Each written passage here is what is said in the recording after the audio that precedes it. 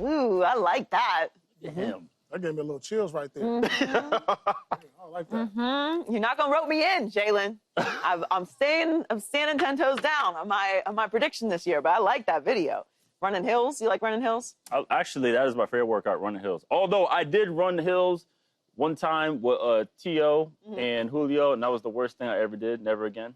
Ever. They're doing it different. I said, T.O., what's in your medicine cabinet? Because I cannot. Never again. But how much better did the Steelers get after this trade, Will?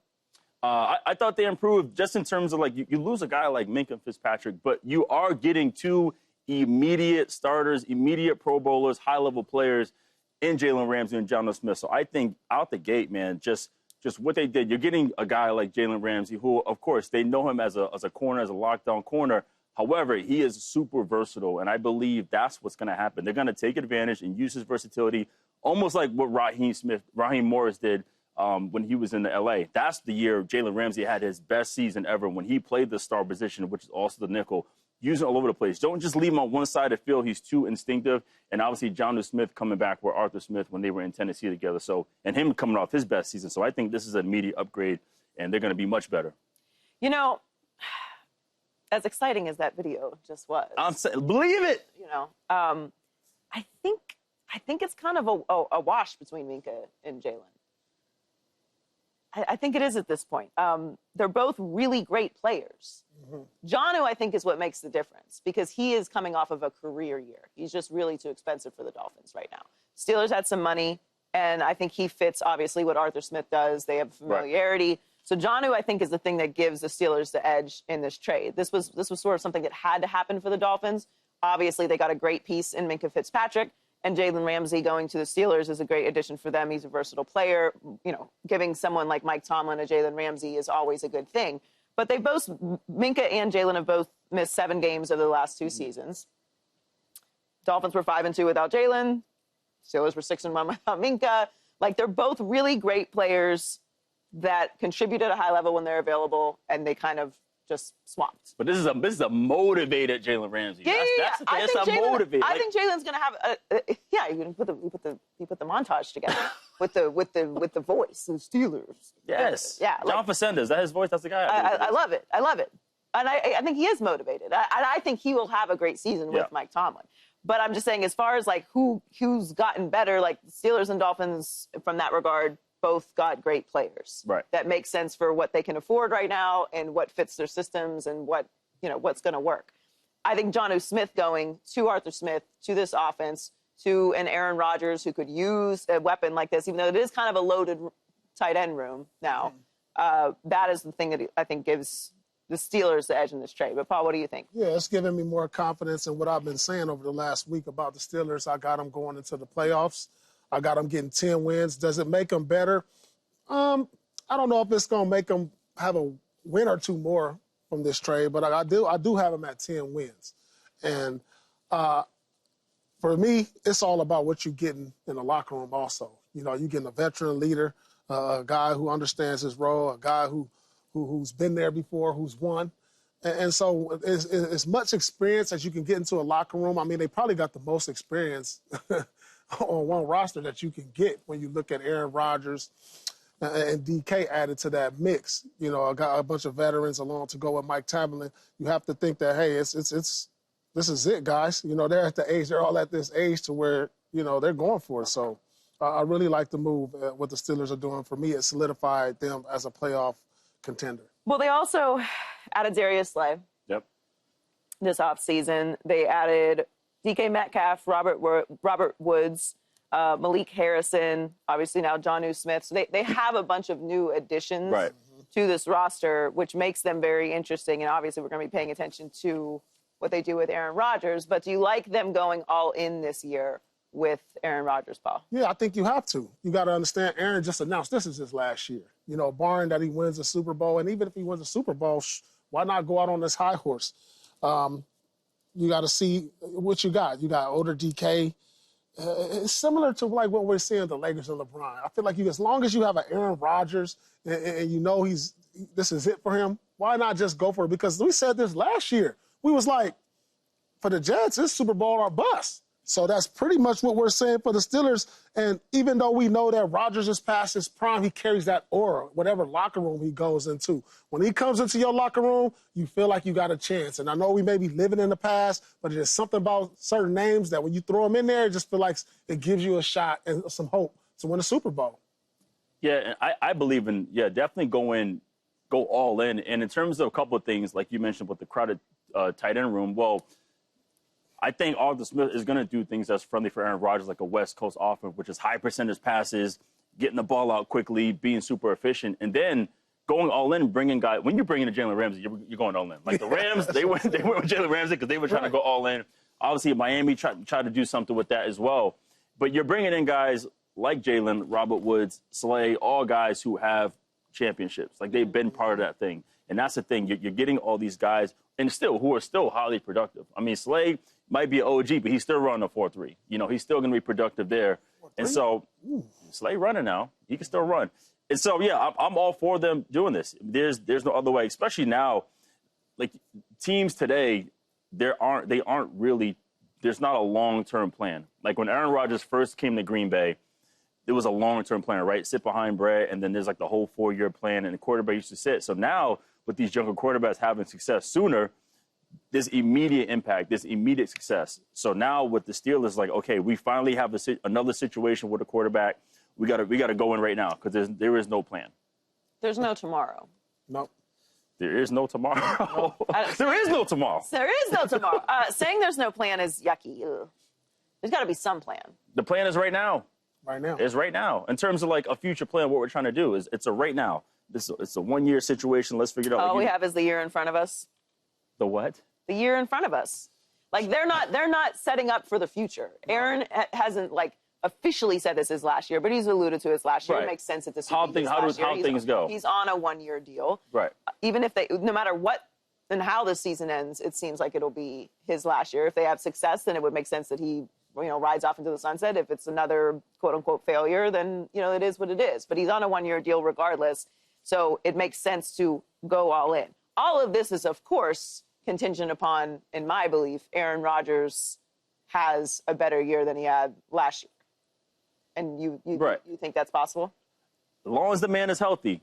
If he is healthy, that's going to be a big deal. I mean, it was, again, when he got hurt first up with the Jets, like that was a huge issue. And then coming back the next year, trying to balance whatever he was dealing with post-injury and then whatever was going on organization-wise. I mean, clearly it wasn't together in New York. So just everything collectively just didn't work when he was in New York. So right now, depending on where his health is, if he's completely healthy going into the season, I think it's going to be outstanding.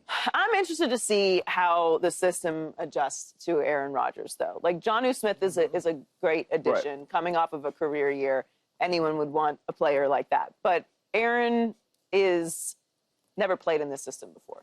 This style is more run-heavy. It's not exactly what you would say is a match for Aaron Rodgers. So you think that Arthur Smith is going to adjust to what Aaron does? He better adjust to what Aaron does. There is no question. And to think that, and I'm not saying you are, I'm saying people may think that, hey, he just got there late in minicamp, doesn't know much. I'm sure they have been talking long before. And so there have been discussions on, hey, this is what we like to do as an offense. This is what Aaron likes to do. So, yeah, you don't bring in a guy like that and don't adjust to what he wants to do. Like when Payne went to Denver, he brought all his stuff over to Denver. When Tom went to Tampa, he brought all his stuff and the things he likes to do in Tampa. And so now, yeah, there may be some new intricacies on what they like to do, what worked last year. But I still think they're going to get back to what Aaron likes to do. Again, that's the high percentage passes. If the run game is there, great, because I'm sure he's going to need it just so he can stay upright and healthy. Well, Pittsburgh has brought in a lot of new faces with big personalities this offseason, including Aaron Rodgers, DK Metcalf, and now Jalen Ramsey. And Mike Tomlin will be tasked with bringing them all together to keep his non-losing season streak going. So, Paul, how will Tomlin handle all these new players with big personalities? Easy breezy. You got to understand, he's had big personalities before. We all know that. He's respected. You got to understand, when you look at the coaches club and you look at the respected coaches around the league, he's one of those guys. When you walk, he's a no-nonsense coach. He's respected by his players. And the things that happen with Aaron, and that's probably what we're going to be looking at the most. How does he respond to criticism? You know, at the age, being a Hall of Famer, being a 4-time MVP, you know, because when you start building up these accolades, sometimes you can be hard to coach. Sometimes you can be hard to coach knowing that it's your last year in the league. Like myself, knowing my last year, I didn't want to, you don't have to say much to me. I don't need to hear nothing, but I wasn't playing either. Right. Well, you are not. I don't want to hear it, You are Coach. not being tasked Right. with keeping the winning streak alive. I wasn't asked to lead a team Yeah. in my last year. And so, you know, we're going to be looking for those things, but I don't think it's going to be a problem. I think they're going to be on the same page. There is a lot of big personalities, but this is something he hasn't had to deal with before. You know, he's had plenty of wide receivers just as early as last year with Pickens. And, you know, he's had AB. You know, he's had a lot of big personalities. So this is nothing that he can't handle. Yeah, again, this is not an issue at all for Coach Tomlin. The reason why he's been having success every year and having winning seasons is because he's able to maintain the main thing, and that's culture. Like, he always has a culture where despite whatever happens, whatever is going on with, you said AB, Le'Veon Bell, Big Ben, I mean, we can get on the list of all kinds. Joey Porter Sr., you name it. You know, anything that he's dealt with, he's fine. And plus, the guys he's bringing in, like a Jalen Ramsey, like a DK Metcalf, like, they've been around places where, you know, they've had success. And also, they have guys on staff right now, on the roster, as in Hayward, you know, who's a leader. And he talked about Aaron Rodgers. If he wants to come here and play, he can come here and play. You got Patrick Queen, you got TJ Watt, you got all these guys there on the team. So I think it reminds me of when, I'm going to go back to Jalen, when he came to the Rams and you had an Aaron Donald there.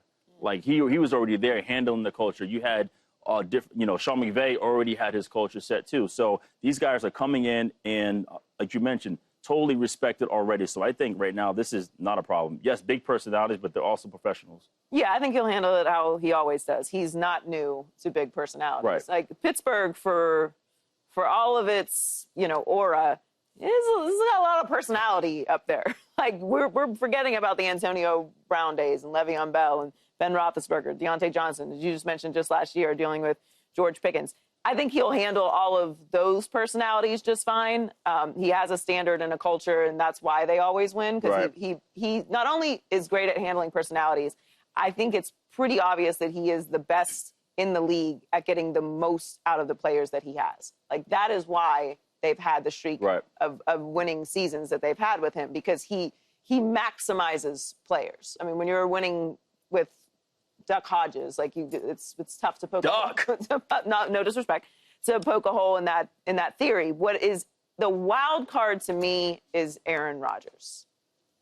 Aaron is the wild card to me, because how Aaron responds to adversity this season will be interesting. Because last year and the year before in New York, he was the big dog. He was calling all the shots. He was getting people fired.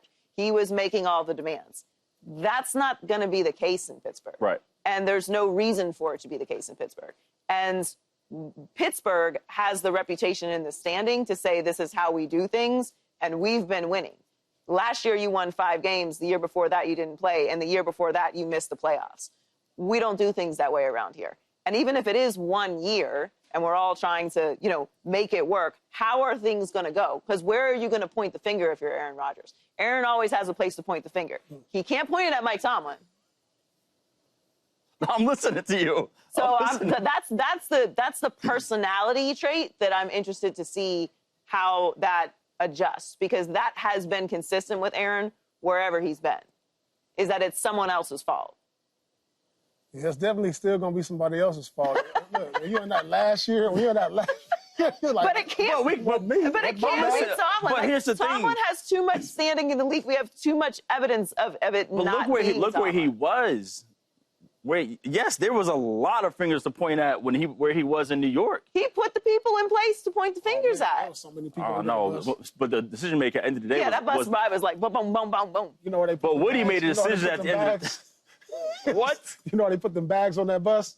There was a lot of players where they put the bags at. Underneath the bus. There's a GM, there's a coach, like, there's an offensive coordinator. But early in the season, the guy who he came to play for in Salah got fired out the gate. Yeah, why? Because of that. That looked like that was volatile relationship right there. All right, then he got rid of everybody. He got rid of everybody. Yeah, he's not getting rid of anybody. Now, I would say the thing about him being totally respected, and I think James Harrison talked about it, it is a double-edged sword. Like, he is a player's coach in terms of, like, he lets guys be who they are. He lets them have their personalities, and ultimately he feels like if they're allowed to be themselves, they'll play well, but also it could come back, and that was the only thing he touched on to have any pushback. But I think in terms of this, like, it's not going to be a problem. Because, again, Aaron doesn't have to come in there and be like, okay, these are the things that aren't going well. It's like there already is a system in place. Like, he'll be fine. Yeah. Staying in the AFC North, the Bengals missed the playoffs last season, and their win total this season is 9.5 games. Defensive lineman Trey Hendrickson led the league in sacks last season, but he's holding out for a new deal. Oh, the Bengals. It's always something. Paul, what are your expectations? Who they? What are your expectations for the Bengals this season, Paul? My expectations for the Bengals this season, Brain, same expectations I have for them every year. The last 3 years. Gonna miss the playoffs, Brain. Same thing. Same old Bengals. I don't see why things are gonna change. They did nothing to improve their defense, and Nothing? they did nothing. They're over here still in contract negotiations with their defensive players. Come on. If we're saying that we're going to go up what they did last year and think he's going to throw for another record-setting year to where Jamar Chase is going to win the Triple Crown again, he's going to have to. If they're going to win, to go to the playoffs because the defense, come on now. Come on.